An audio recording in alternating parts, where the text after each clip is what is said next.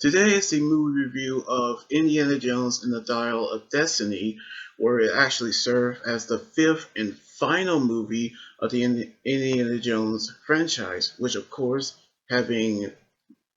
Harrison Ford returns as the hero Indiana Jones, but he's going to be retired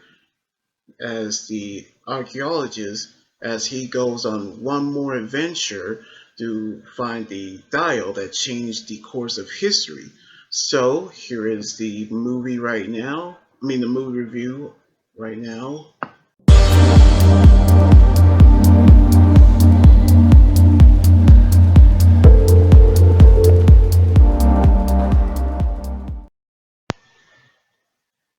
So the movie begins in 1944 during the Second World War. World War. We see Indiana Jones, who's actually surprised his role is Harrison Ford, Han Solo himself, who's with his colleague Basil Shaw, who's a fellow archaeologist from Oxford College, who's also played by Toby Jones, who's actually Solo in Captain America and Captain America Winter Soldier, as they've been captured by Nazis while retrieving the artifact called the Lands of well, Indus. But we see how astrophysicist goes by the name of George Jim Woolard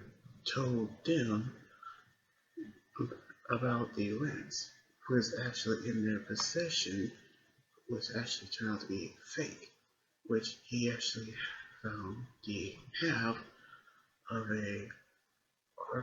Archimedes dial, was invented by the mathematician Archimedes and capable of locating the fabrics of time, in which during the altercation in Europe, we see Jones actually escape and on board a train with all of the looted artifacts that was worth millions of dollars, where he rescued Shaw, but he finally realized that the spear is a fake, a duplicate, which of course he has the dial. So they both jump from the train before it derails by the Allied bombers. Of course, we knew how this would actually happen, but fast forward into the year 1996, where Jones, a old man because of Ford's age, was separated by his wife Marilyn Ravenwood after the death of their son Mutz, aka Henry Jones III, who was played by Shia LaBeouf during the Vietnam War, and he was actually being pushed into retirement at Hunter College, in which we knew that he is done with the adventures. So he's actually going to be retired soon. So he's in a bar where he is approached by Helen Shaw, Basil's daughter, and Indy's godchild, who's played by Phoebe Waller-Bridge, who actually is actually an archaeology student and a treasure hunter as well. which she was informed by Jones that the dial has split into two pieces, in which drove Basil, who's now dead, into insanity, which of course tried to unlock the secret of the dial. So we heard how Jones promised Basil that he would destroy the dial, but he cannot fulfill the promise, knowing that he's betraying his friend's trust. So they have the first piece of the dial in the storage room in the college, where they actually been ambushed and attacked by Bowler's henchman, who's now working for NASA under the identity he provided, which he was assisted by the CIA group led by Agent Manson, by which we knew how she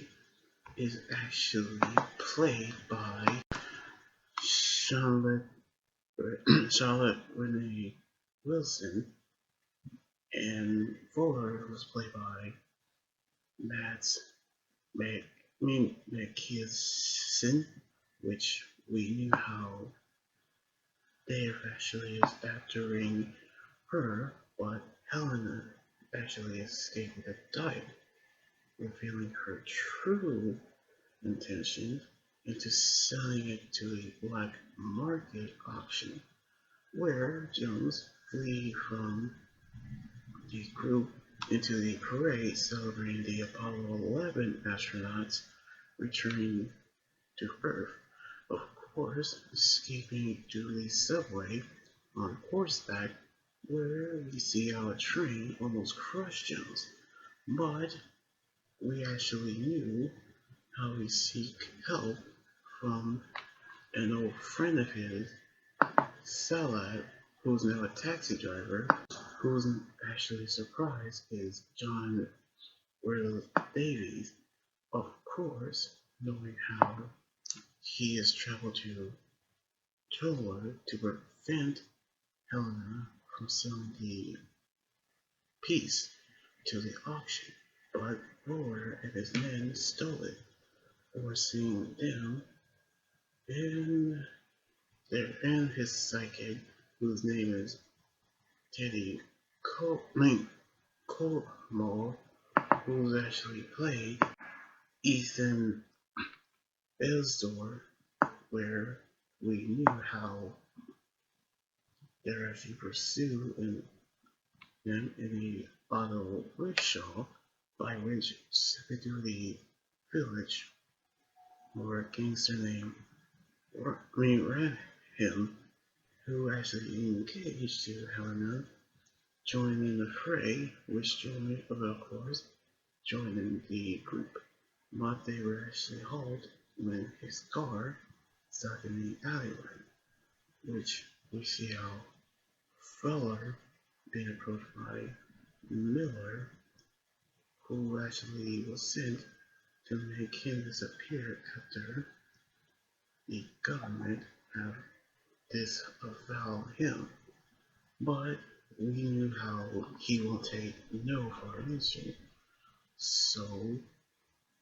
Feller and his henchmen kill her and takes her helicopter. So now the group follow him to Greece, where they actually have been arrested with the help of Jones's old friend Ronaldo, who's actually is played by Antonio Barella. I mean, Barella, who's actually in the Mask of Sorrow, but he's also a deep sea diver who actually went under the sea to retrieve the key to find the second piece of the dial. So now they went under the Aegean Sea And although they have the key, Fuller kill Ronaldo and follow Jones's group to Sicily, where they find the final piece of the dial at the grave of Archimedes, in which they have captured Jones and reassembled the dial together, which of course is actually a old school version of a time machine where he reveals his plan to travel back in time to kill Adolf Hitler, where he becomes a better leader, mainly himself, to lead Germany to victory and rise in power to win the war. But of course, we knew how Helena managed to sneak aboard his plane before it took off, knowing how Teddy pursued him in another plane, unbeknownst how he was accompanied by the sleeping pilot of the plane. But we knew how Ford tried to go towards the drift, but he failed to do so, which caused the fabric of time to take him to 212 BC during the era. But of course, Jones and Helena parachuted